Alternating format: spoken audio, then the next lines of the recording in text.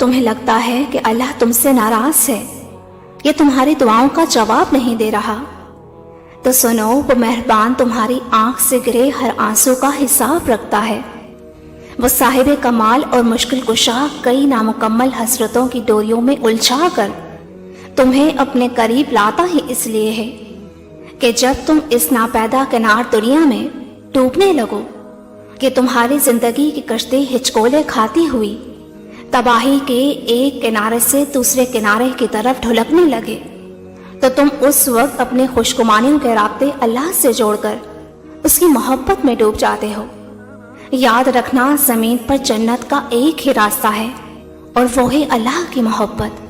قرآن خود کہتا ہے، اور وہی تو ہے جس نے اپنی مدد اور مومنوں کے ذریعے تمہاری تائید کی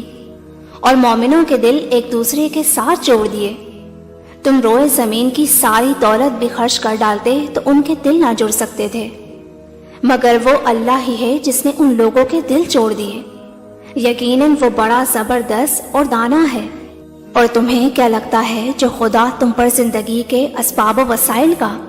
بے حساب فیضان کر رہا ہو، جو تمہارے قصوروں کے باوجود تمہیں بار بار بخشتا ہو، تو یہ کیسے ممکن ہے کہ تم کچھ مانگو اور وہ تمہیں عطا نہ کرے؟ میرا رب تو خود تم سے فرماتا ہے، اے محمد صلی اللہ علیہ وآلہ وسلم، ان سے پوچھو کہ ہم اللہ کو چھوڑ کر ان کو پکاریں جو ہمیں نفع دے سکتے ہیں اور نہ ہی نقصان، جبکہ اللہ ہمیں سیدھا راستہ دکھا چکا، تو کیا اب ہم الٹے پاؤں پھر جائیں؟ کیا ہم اپنا حال اس شخص کا سا کر لیں جسے شیطانوں نے صحرا میں بھٹکا دیا اور وہ حیران و سرگردہ پھر رہا ہو؟ یاد رکھو، اللہ کے جو وعدے اہل ایمان کے لیے ہیں وہ انہیں پہنچ کر ہی رہتے ہیں، اگرچہ کچھ وقت لگے، مگر تم بس اتنا یاد رکھو کہ جو اللہ سے گفتگو کے سلیقے جانتے ہیں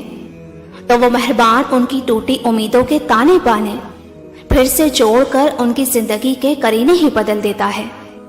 اور وہ وقت دور نہیں جب تم پر تمہارے رب کی عطا اور بخشش کی وہ بارش ہوگی کہ تم خوش ہو جاؤ گے۔